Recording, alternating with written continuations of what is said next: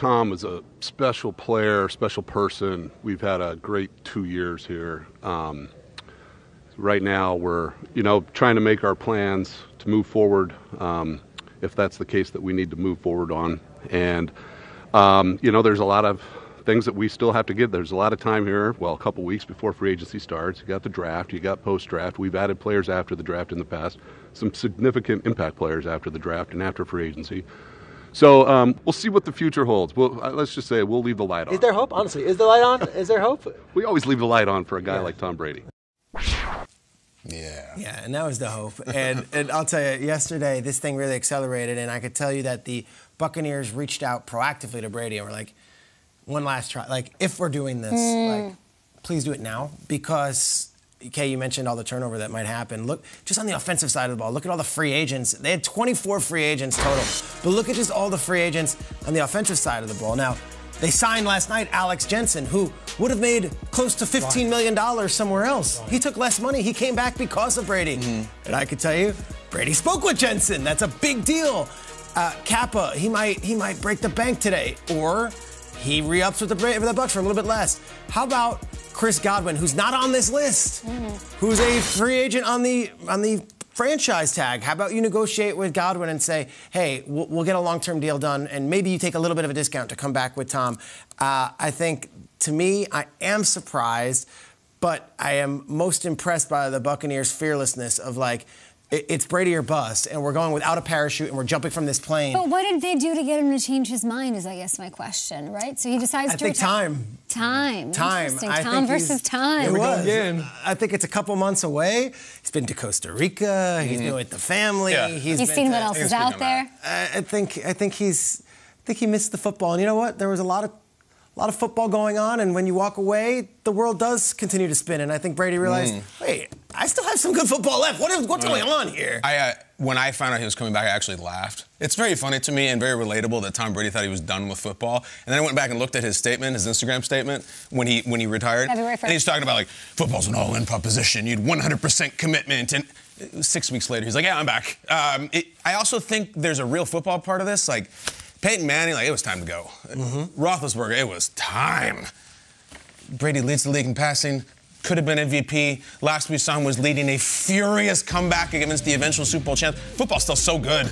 And I think he is terrified of sitting around this fall and looking at a bunch of guys that he's still better than, and he was never going to do it. I also just think, like, the spend more time with family is a very sweet and very naive plan for people like him. It's this bizarre siren song because spend more time with the family is not really a plan.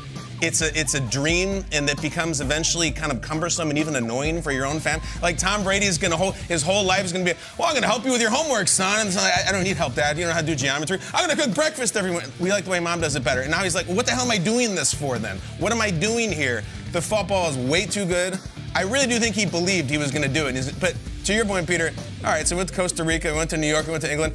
It's only March. Like, we saw the world. Now what are we doing? No, you're going to go return. The Bucs thing is interesting as hell. I mean, I thought for sure maybe he'd make the jump or go somewhere else. Stayed home. If it ain't broke, don't fix it. His bodyguard came back to snap him the ball. And the thing with spending time with family is always overrated. I'm telling you, it's a sweet dream, overrated. It's a great song. Everybody needs a little time away. I heard them say. Chicago. There you go. I'm standing in the kitchen last night. All right, we just had the family dinner, and I've got Freezy Frenzy on, and I'm listening to it. I'm doing the dishes, and my wife goes, "Did they just say Tom Brady's coming back?" And I'm like, "No." And then, sure enough, rewound it. Yes, Tom Brady's coming back. Was I surprised? A little bit. Was I surprised he came back to the Bucs? No, not at all. Okay. Because if you're going to make this move and you're going to come back for maybe 1 more year or 2 more years, you're not going to start over. You're not going to learn a new offense, go to another team. For Brady, I think announcing that he retired gave him a little taste of, like, okay, all right, put that on the shelf. But then the fire just started to grow. And you know what he did after he retired? He went on to watch the Rams win the Super Bowl. Can we go back to that fourth quarter that Tom Brady played against the LA Rams? He was unbelievable. You want to know why Tom Brady came back? My wife's asking me, why? Why would he come back? And I said, because of this. Because the way he played for his final game, that throw to Mike Evans against Jalen Ramsey, pinpoint precision. Tom Brady is an assassin out there. He's still at the top of his game, and he's sitting around there watching these other guys do it, and he's saying, look, I could still throw the heater. I've still got the fastball. I'm coming back. The desire for him to play is still there because he's still one of the best. To your point, Kyle, he's not hanging by a moment. He's not Lifehouse right now. He's not a thread like Ben Roethlisberger.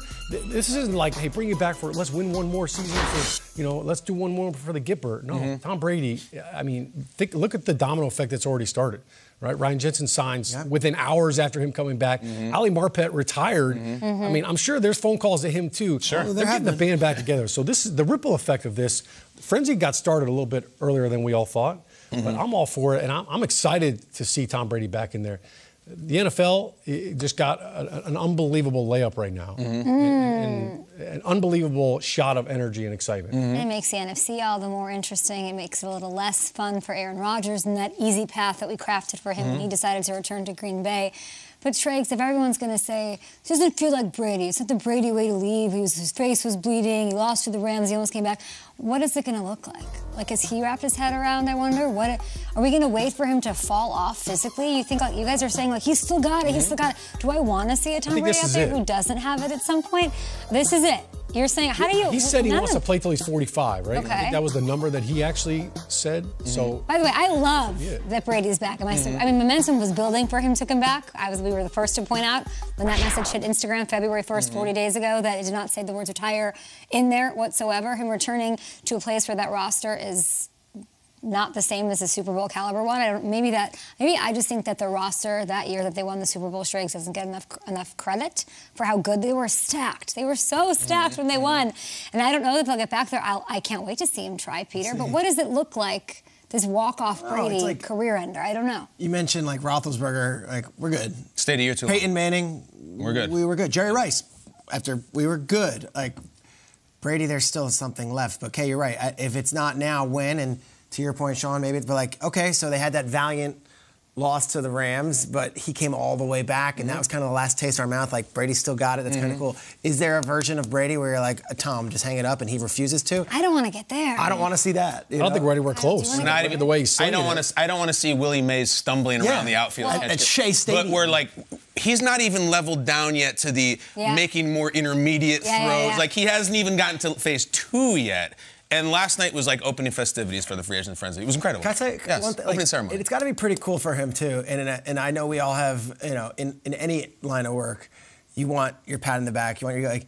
He got like a 3-week coronation and got to listen to it all while he was still alive and enjoy everything. Saw his own funeral. And he saw it and he listened to it all of how he's the greatest ever. And then, how quick we turned that page to last week? It was Rodgers talk, Russell Wilson talk, and it's like, I wonder if Brady's like, no, guys, what about me? What about me? Like, let me get back in there. And I think maybe that might have... get into his head, man. I'm thinking they lose that game, and he's like, he's that upset that they lost that Rams game. You have so many rings. Like, who cares if you lost that Rams game? Like, who cares? But he's built differently, and I'm glad he is. I wonder if he won the whole thing last year, if he would come back. Tell me that. I don't know. I don't know.